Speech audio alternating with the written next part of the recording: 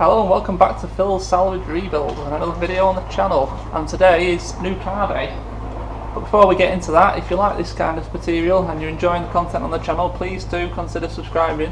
Button's just below you. Press the bell icon to be notified of any future videos, and don't forget to give a thumbs up for the video, it all helps massively. So like I said, today is new car video. You saw the previous video showing the two C-Class Mercs, the Coupe and the Estate that we had come into the channel. Well, the Estate is here, so we're going to have a look around it on this video and try to assess what kind of damage the car sustained, what we need to repair it, the spec of the car. It's just a general look around and a bit of a nosy really. Okay then, so here's the car. 2013 C-Class Estate. So it's the more recent W204 with the facelift front and the more modern interior, and all the damage is this corner and stretching across the front end. So we're obviously going to need a bonnet, we're going to need a headlight, and we're going to need a bumper. I don't think there's much, I don't think we'll be repairing this bumper, going off the previous history of me repairing bumpers. So yeah, we need the bumper. It's looking like this bottom grille might have just popped out and be saved, and we've also got the parking sensors there, which is great because they won't be cheap. This DRL is smashed. Don't know about the grill probably is as well, the trim should I say. This side is spot on, it's fine. This headlight looks okay. I noticed the broken tab, but we can fix that. And obviously we're going to need the centre grille with the emblem on. And you can see straight away the crash bar has taken a good whack. So that's all fine. We can sort that out. Obviously there's going to be bits and pieces hidden in behind there when we get down to it. But on the face of it, the car doesn't look too bad. So this was the £1,200 car. Obviously there was some fees and delivery on top of that, and I think it came out to about £1,500, including delivery, which I thought was actually a really good deal. To be fair, the delivery from York was very reasonable, but we will go through all the prices completely when it's all finished. So this car was actually down as a Cat S, but you know, going off previous history of cars from Copart, and obviously the Golf 32 in particular, that was a Cat N, and it's got a kink in the chassis, so I don't think there's any chassis damage on this. The front crash bar is aluminium and is easy to change, and it's a bit hard to see, but that's the actual end of the chassis leg, that aluminium piece, because the end of these bolt out with the crash bar, and there doesn't seem to be any damage to that, so I'm going to suggest that there's no damage to the chassis leg, and I'm pretty sure this side's okay. So I think this is one of the case of send the pictures to the insurance company and they can decide what category by looking at pictures. But anyway, it doesn't really matter to us. So have a little look around the car. To this side, no issues, even the wing's fine on the front. Nothing down the sides. The paint is called Palladium Metallic Silver. I can't tell if you can see the actual metallic in it on the camera, but it's actually a very nice colour. It's nice. I think this is probably an executive. This. Well, I don't know actually, because apparently the executive came with a different bumper. So I don't know. I don't know which model it is right now. All I know is it's a C220 W204 facelift Estate. Alloys look reasonably clean on this side. It's going to be difficult to tell until we wash them, but I can't see any substantial curbing, but they're not exactly a big wheel, and there is a big tyre protecting them, so probably isn't going to be any curbing on them. I seem to always get new brakes on these cars, because that's the same. It's got absolutely no lip on the disc, the pad is full, even the rear tyre feels pretty much new. So that's good. On the front, again, it's going to be hard to tell until we wash it. But again, no lip on the disc whatsoever. Pad is full. Can you see that there? This tyre has got some wear on the edge, and the centre is like new. But all the arch is pushed in, so perhaps they've had some steering on and it's worn that off. I don't know. Perhaps it needs tracking. But no rust. So this side's good. Have a look around the other side.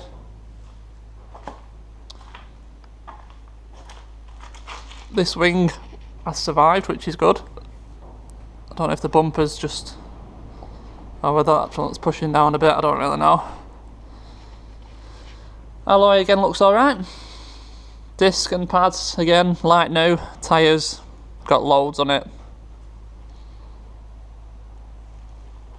Look down this side. No signs of any damage. I can't even see any scratches or anything on this car. So sorry about that. So yeah, on this side, like I said, I can't see any scratches whatsoever in the paintwork. But like I said, we will need to give it a wash. It is very dusty. This alloy again looks perfectly fine. No lip. Plenty on the tyre. So that is good. The back we'll come to because I'm going to move it forwards. But a bit more on how this car arrived. It was down as a non-runner. Well, it didn't say non-runner, but we've been through the advert on the previous video.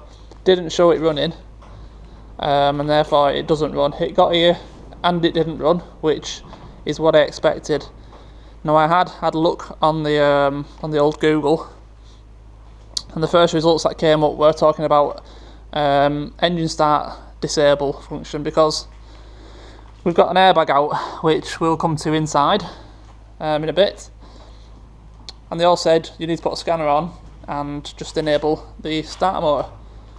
So it got dropped off. I went over, got my brother's scanner, and I just couldn't find any function in there on the system to enable the start after an airbag blow. So took that back, started to have a bit more of a mooch around the car, and come to the conclusion that although they don't call it a pyro fuse, there is what I would call a pyro fuse on the positive battery lead. So you turn the ignition on, all the lights came on, everything else works fine. It's just you turned to start and absolutely nothing happened. So I had a bit more of a Google search, and people talked about the fuses blowing for the starter motor. So there's a 20 amp fuse. I think it's, I'm going to guess now, fuse number 7 in there, 20 amp fuse, starter motor. Check that, and it had blown. So the 20 amp fuse had blown. Changed that, still nothing. Started to have a mess around over here, and it was purely obvious that this, what I would say is a pyro fuse, had blown because the metal bar coming out of it was loose and wiggly, and you could feel it wasn't connected inside. So I jumped across it with some 2.5mm ring mains cable, drove a house cable, put a jump across it, and it would attempt to crank. It would go but very slow, and it's because the cable wasn't big enough.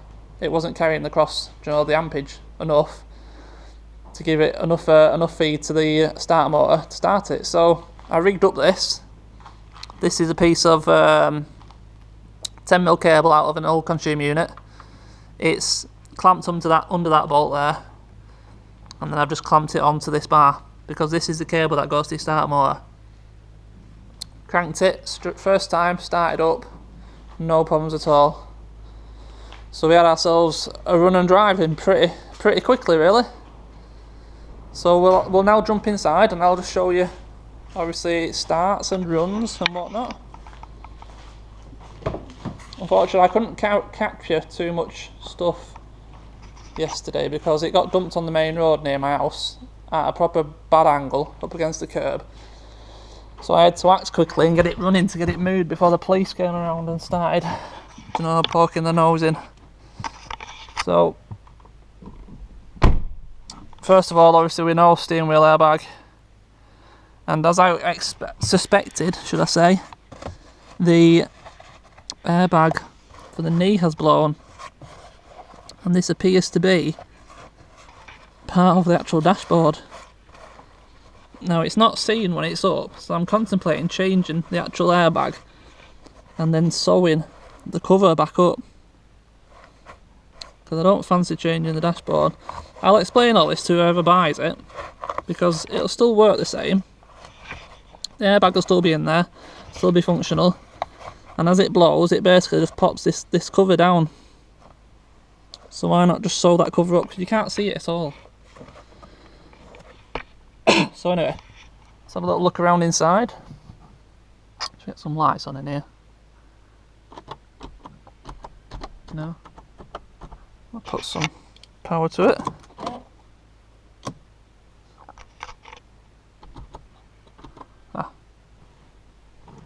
So it's a little bit dark in here. So got the manual box, 6-speed box. The interior is very clean. It's just got the normal standard leather seats in the back as well. Sorry if it's a bit dark. You got your navigation, heated seats, economy mode, parking sensors front and back, your aircon, climate control, all the usual stuff there. And we've got auto lights, auto wipers, cruise control. It's probably all standard spec for something like this, I would have thought. So starts up, no problems whatsoever. Nice in here.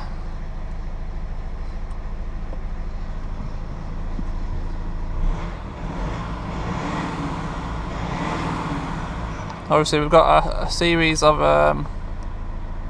lights. 96,983 miles.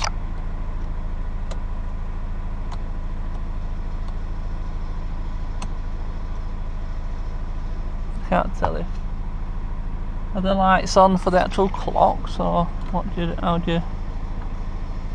Ah, they've turned the dimness down. So yeah. It's got the auto lights and stuff. So yeah, nothing else really to show you in here. It's got automatic folding mirrors as well. They do on the fob. She's all good. So we'll move it forward a little bit so we can get to the back.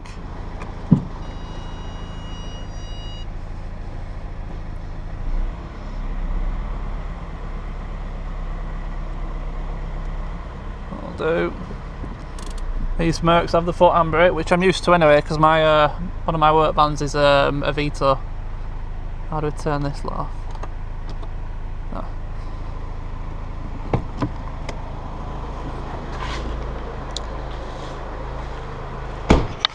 Little look in the back. Back looks like it's not been sat in. I'm guessing it's probably a rep car, this, because it's extremely clean inside. You know, it doesn't look like it's been used other than the driver's. Well, the driver's seat looks like new, to be fair. There's no wear on the driver's seat. Perhaps they just wear really well. I don't know. Tinted windows. Lovely LED rear lights. Back again is perfect. A little bit of scuffing, like I did say on the last video, but you know, that is to be expected. And the best feature, something I've never had, it's got a powered boot lid. Never had a powered boot lid, I always wanted one. So in the back, what have we got? We got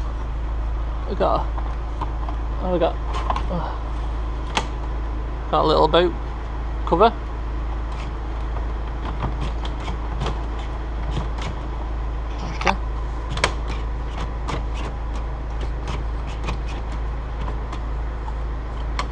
Alright, it's fallen down. No bad. What we got under here? We have a spare wheel, but that appears to be it.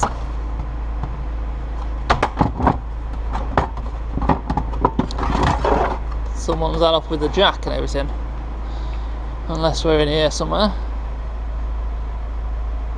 Some more fuses.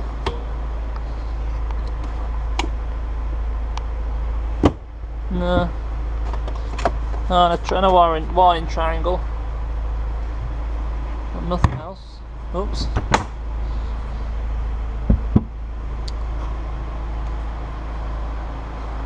And we've got the powered boats. I love it.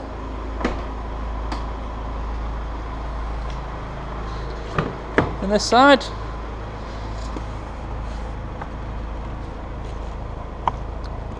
Got all the floor mats. In fact, it looks like it's got 2 sets of floor mats in it.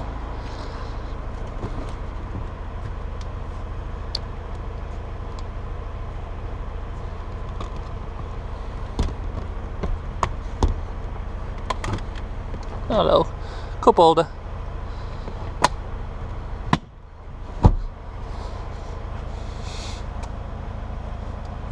Best part of this, isn't it? Looking around a new car, seeing if you've got anything.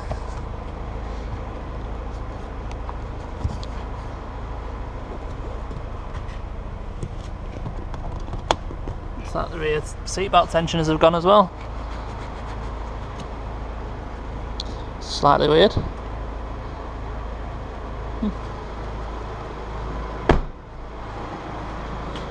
What's got in here? Bit of rubbish in there. This feels like a locking wheel nut key to me. And it is. Oh, that's good.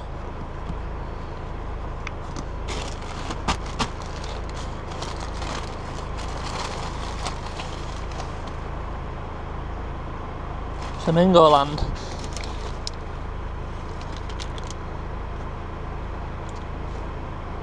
Ladies vocal bass line.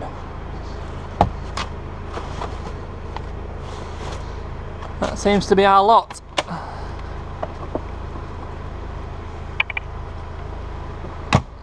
Okay.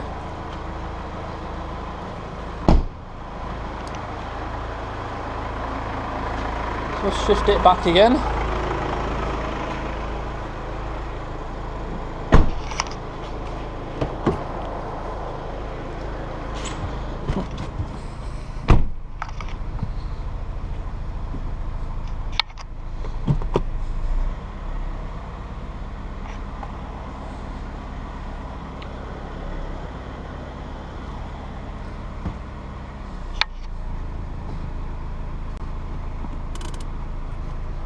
So there we have it. So there we go, guys. That's the first of the C-Class Mercs arrived. Had a good look round, doesn't look too bad. So obviously the next step's going to be to pull it apart and find out exactly what we need for this car. But that'll be in the next video now. So let me know what you think of the car now it's here. Like I said, about £1,500 we've got in it so far. I think it was reasonably cheap. Yeah, so thank you for watching and I will see you next time. Bye for now.